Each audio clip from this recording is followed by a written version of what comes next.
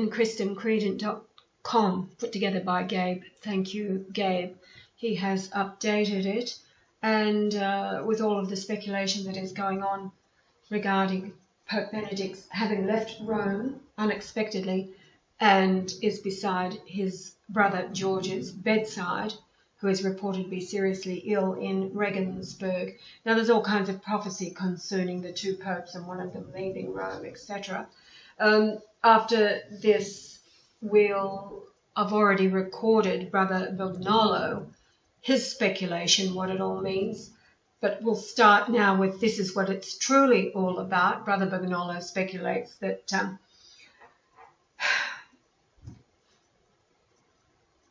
Benedict has been a prisoner because he is still the Pope. No, Benedict has been a prisoner of the Vatican because he announced the return of Christ. That is the very thing that the Jesuits in particular, Francis, does not want the world to know, because Francis is complicit in the cover-up.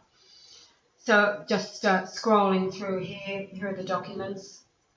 Vatican III in Christendom Credent, the Vatican inspectors' emails. There are the inspectors hired by Francis, that we call them the thugs from Argentina, who beat Pope Benedict in 2013, the night that they took Sister Maria away, along with Father Giuseppe Giavello and Monsignor Giovanni Rossini, who was in Toronto. The three witnesses, actually there's four witnesses, aside from Benedict, there's four witnesses, the fourth being the Archbishop Georg Ganswein, who is, the private secretary of the jailer. Ganswein swore an oath to the Antichrist never to mention Yahweh or Mr. Marshall to Francis again. In other words, shut your mouth, buddy. So this is the timeline that Gabe has put together, the timeline events throughout March and April 2013. And this is the 11-page apostolic letter. If you have not read it, the link is always in the description box, but I'll leave the link to inchristencredit.com, put together by Gabe, in the description box as well. He's done a really good job at collecting the videos, and there's the video where we're actually reading, having first received the finished letter through the email, downloaded it and reading it for the world. And this is what has been censored more than any other information on the planet. Just letting you know, haven't had any media inquiries. No surprises there. But this is what this speculation is truly all about regarding Pope Benedict having left Rome for the first time in 7 years. And a lot of speculation about he won't return. For example, from this site here, the translation here hypothesizes that he will not return to the Vatican. He will spend the rest of his days once he... they're expecting his brother to die. That's the whole... Father Bagnolo has a completely different take on things, but as far as the world is concerned, what they're being told is that George, Pope Benedict's brother, is seriously ill, and Benedict doesn't want to not be there if he's going to die. Apparently he missed his sister's death in 1991, I believe it was. He didn't respond quick enough, and the article just said he will not make the same mistake, so he's preempting, if you like. Now, it's just two sites, and Brother Bagnolo, of course, this is his site, Alexis Bagnolo, speculating on this photograph of Benedict here, not looking the greatest, but he is 93 years of age. There's a lot of comments here about his skin and the capillaries of his face being quite normal for somebody of his age, etc. Others are speculating that he is being bitten, or even suggested that he's being drugged, and hence, again, Brother Bagnolo speculates that this is why the doctor is travelling with him as well as one of the gendarmes. So this is what it's all about. It's about in Christendom Credent, the apostolic letter, and the announcement that Pope Benedict made for the world to learn about the return of the Christ. And I'll leave it at that. I've already recorded Brother Bugnolo and what he has to say, not the entire interview, but enough. I'll leave the links underneath this video as well. Okay, later, Gators. Welcome to Ordo Militaris Radio TV once again. We're again back with Brother Alexis Bonolo. We are doing another report on Pope Benedict XVI and how the media is controlling the narrative on why he is in Regensburg. Welcome, Brother Alexis. Glad to be back on Ordo Militaris Radio TV and talk about this important topic, and you get a view of it you're not going to find anywhere else. Okay, lots changed since a few minutes ago from the radio program. What do we have?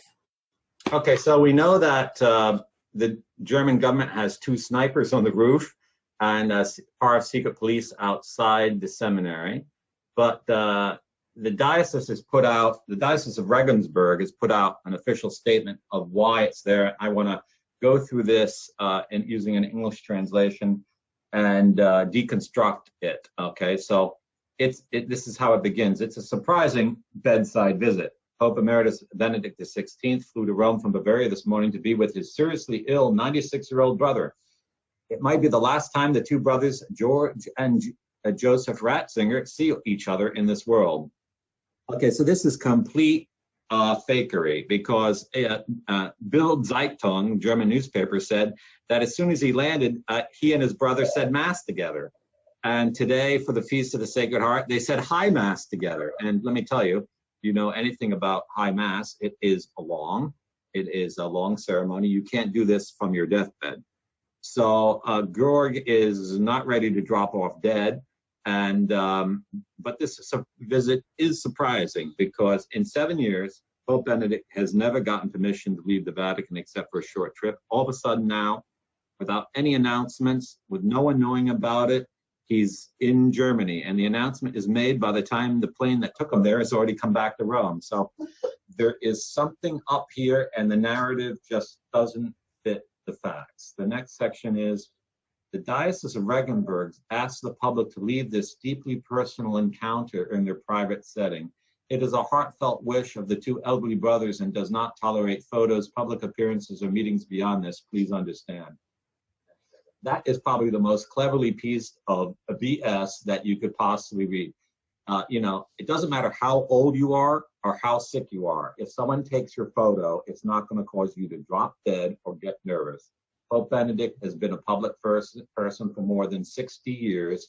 I'm sure anyone taking his photo or asking him a few questions isn't going to cause him to have a heart attack or relapse. And certainly if his brother's sick, he has some time in the day to say something to the press. So this is pretty clear that this was put out by the Vatican, and they're trying to keep him from talking. And if they fear he's going to talk, I think it can only be because if he talks in a situation where he's not controlled, we're going to find out he never resigned the papacy and that he's been a prisoner for 7 years, and they've been faking it for 7 years, keeping him under lock and key. So this statement is just totally, absolutely irrational that he's not going to give any interviews or have even photos, I think. I'd just like to say here that he says it's because you're going to find out that Pope Benedict did not resign. No, that's not it at all. It's the fact that Benedict announced to the world in his apostolic letter, in Christendom Credent, who the Christ is, and of course that's Yahweh-Jesus, Leonard, Golightly-Marshall. You'll find the link to inchristendomcredent.com in the description box of this video. So we'll continue listening to Brother Bugnolo, but that is the reason, not what he speculates. If he's in some kind of less than conscious state. and if he's really just being used as a puppet. All people who want to express their sympathy are cordially invited to say a silent prayer for the two brothers. Oh, yeah. So they don't even want anyone with an excuse coming to the seminary and seeing what Benedict's condition really is. So I think this is complete narrative control. This is a complete cover-up. Something else is really up here. The next section says the 93-year-old Pope Emeritus landed in Munich on Thursday, June 18th, around 11:45 a.m. Bishop Rudolf Wolderholzer warmly welcomed him there and accompanied him on his way to Regensburg. Pope Emeritus lives in the seminary of the Diocese of Regensburg. The date of his return journey has not been determined.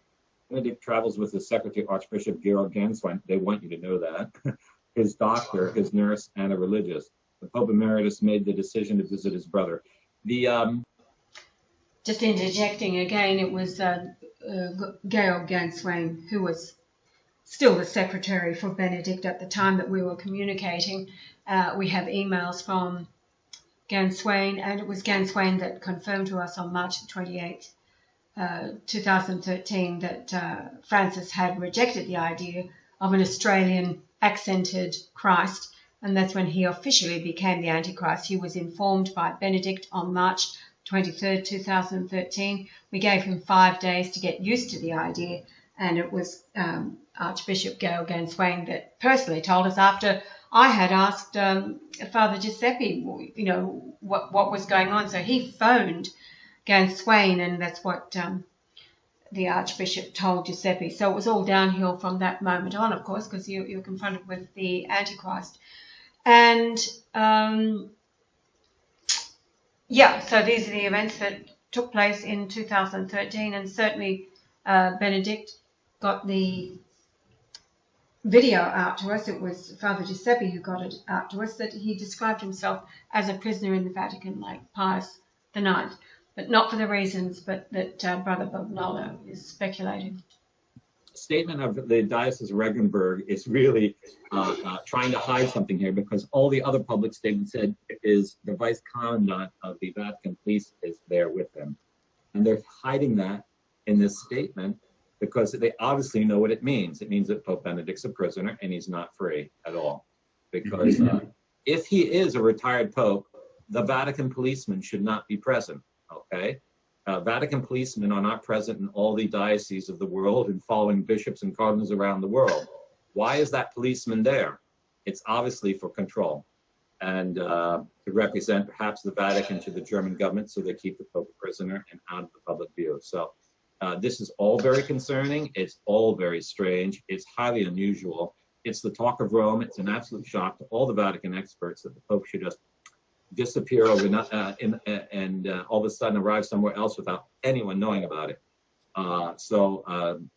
There is something really strange going on, and I think we have to be very concerned about the Pope. This statement from the diocese is just complete bunk. It doesn't hold water at all. It's obviously crafted to make it appear to be benign when it's not benign, because the facts just don't fit this description at all. His brother isn't on a deathbed, okay? There is a policeman in his presence.